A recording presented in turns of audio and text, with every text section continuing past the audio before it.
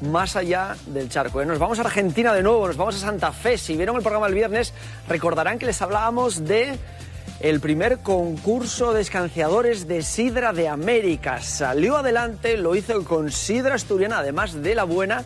Y como decíamos el pasado viernes, hoy recalcamos, este evento ya está considerado de fiesta, como fiesta de interés cultural por parte del Concejo Municipal de Santa Fe, es decir, lo equivalente al ayuntamiento. Fue maravilloso, nos mandaron imágenes y con todo lo que nos mandaron hemos hecho un pequeño resumen de un minuto para que no se olvide, que ya hay una nueva fiesta de interés cultural que tiene el origen aquí en Asturias.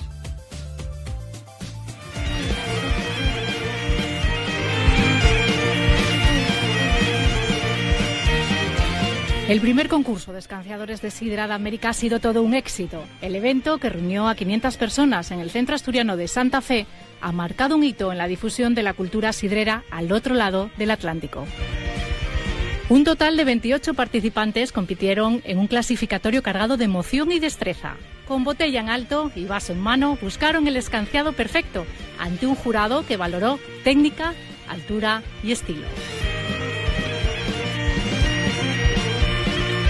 El campeón fue Ignacio Alasia, seguido por Alejandro Ledesma y María Marcela Codes, que se alzó con el tercer puesto.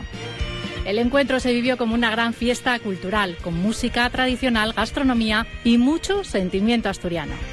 Desde Santa Fe, en Argentina, se suman así con entusiasmo al ritual del escanciado. Una tradición asturiana que ya empieza a echar raíces en todas las partes del mundo.